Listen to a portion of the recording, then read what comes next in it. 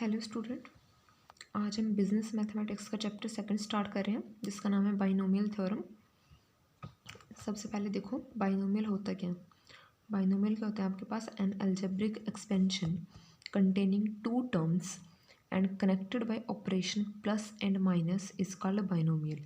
यानी कि आपके पास एक अलजेब्रिक एक्सप्रेशन होता है जिसके अंदर दो टर्म्स होती हैं जिनको हम प्लस या माइनस के ऑपरेशन से कनेक्ट करते हैं। ठीक है, हम ले रहे हैं, आप ऐसे सोच सकते हो x plus a raise to the power n या फिर x minus a raise to the power N.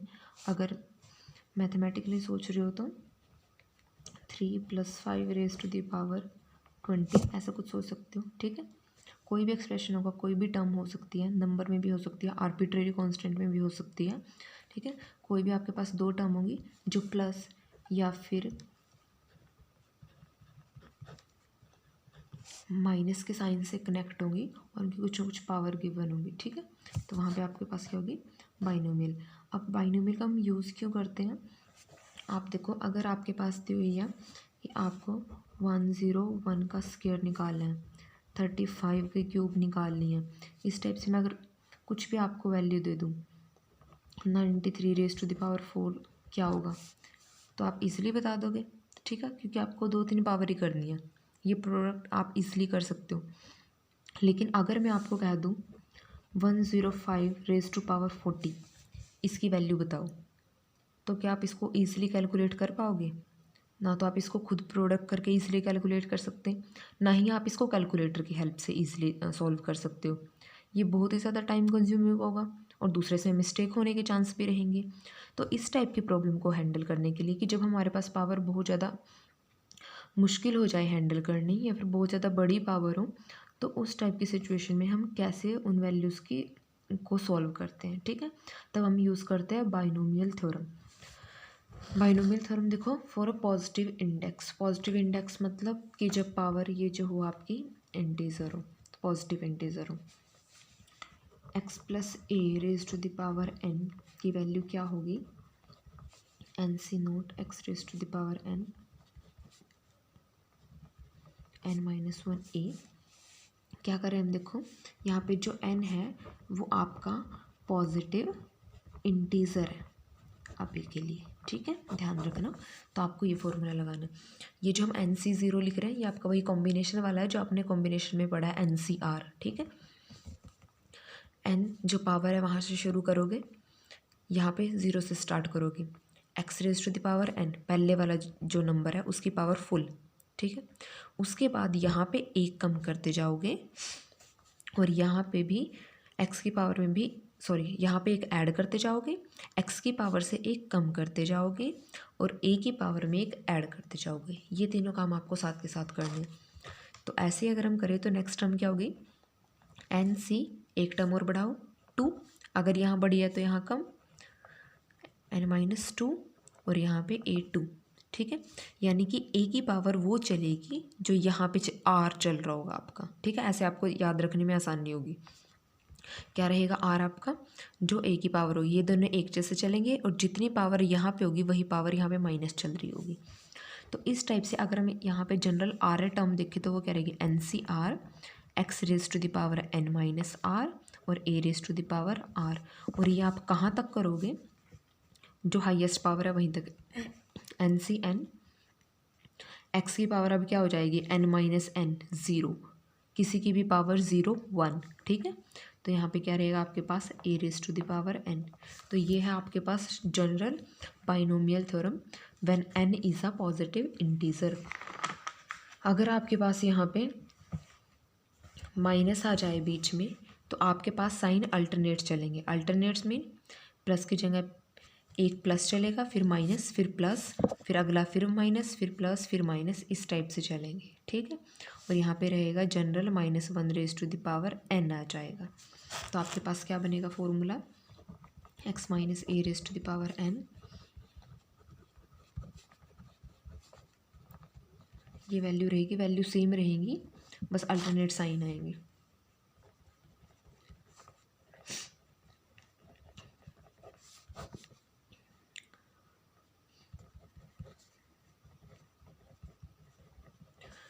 दूसरी बात, अगर आपको नहीं भी ध्यान रहता है कि यहाँ पे अल्टरनेट साइन लेने हैं, कैसे लेने, कहाँ लेने, अगर आपको ऐसे याद करने में मुश्किल आ रही हो तो आप क्या करो, इसको ऐसे कंसिडर कर लिया करो, x plus a minus a raise to the power n। ठीक है, तो जहाँ पे यहाँ पे a रख रहे हो आप, जिस जिस जगह पे, वहाँ पे आप माइनस a रख देना, तो आपको वहाँ से भी सही आंसर मिलेगा। तो आपको इसको अलग से याद करने की ज़रूरत नहीं है। ठीक है, अब हम इस पे बेस्ड कुछ एग्जांपल सॉल्व करते हैं। फर्स्ट एग्जांपल मैं ले रही हूँ आपकी बुक से, 3x plus 2y raise to the power 4।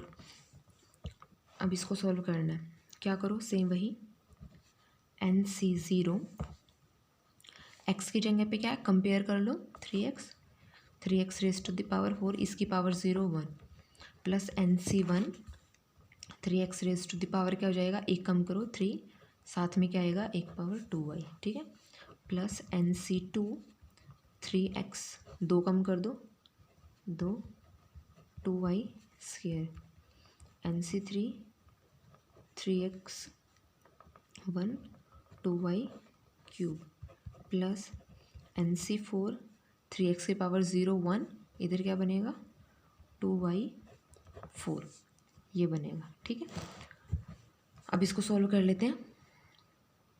n की जगह पे 4 रख दो, n हमारा 4 था।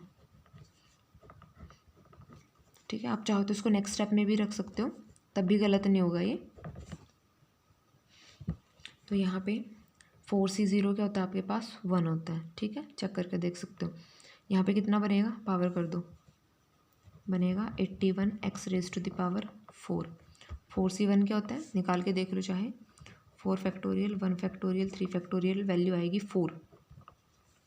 तो 4 इंटू में 27 कितना बनेगा, 216 x क्यूब y। ऐसे 4C2 निकाल लो, प्रोडक्ट करोगे तो आंसर आएगा 216 x square y square plus 96 x y cube plus में 16y4। तो इस टाइप से आपको करना ही है। ठीक है, एक और एग्जांपल लेते हैं इसी का।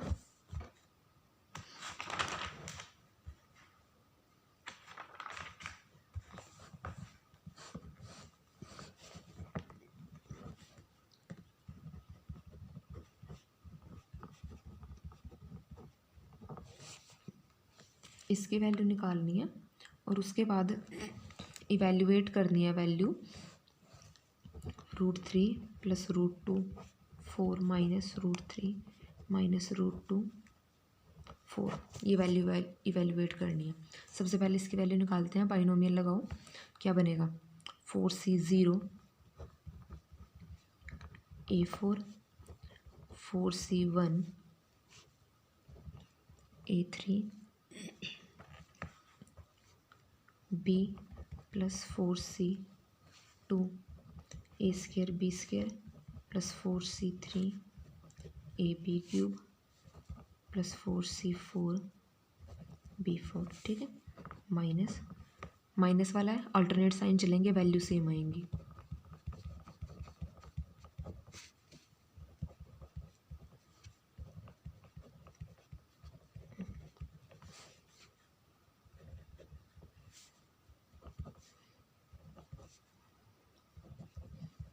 तो ये वैल्यू आ गया आपके पास। ठीक है, अब देखो टर्म सेम है, सिर्फ साइन का फ़र्क है। अब जब ये माइनस अंदर जाएगा तो ये वाली टर्म किसकी हो जाएगी, माइनस की, और सेम टर्म यहाँ पे किस में होगी, प्लस में, तो ये कैंसिल। ठीक है, ये वाला माइनस यहाँ पे जाएगा तो क्या हो जाएगा, प्लस, सेम यहाँ पे प्लस में, तो क्या बनेगा आपके पास, 2 4C1 A cube B, same ये कैंसिल, ये वापस क्या हो जाएगी, 2 4C3 AB क्यूब। ठीक है, लास्ट वाली वापस से कैंसिल। अब इसको सॉल्व कर लो। 4C1 की वैल्यू क्या थी आपके पास, अभी हमने लास्ट एग्जांपल में भी निकाल ली थी, 4 थी। ठीक है, तो यहाँ पे क्या बनेगा, 4 2 into 4 8 A cube B plus 8 AB cube, जो कॉमन आ रहा है निकाल लो, कितना आएगा, 8AB A square plus B square. ठीक है, अब हमें वैल्यू किसकी निकालनी थी, इसकी, √3 plus √2 raise to the power 4 minus √3 minus √2 4 equal to, अब इसकी वैल्यू निकालनी है। अब यहाँ से कंपेयर करो ज़रा, सेम एक्सप्रेशन है, ठीक है। ए की जगह पे क्या है, √3 है, और बी की जगह पे क्या है, √2। तो आंसर में वही वैल्यू वैसे ही रख दो, वही आंसर आ जाएगा।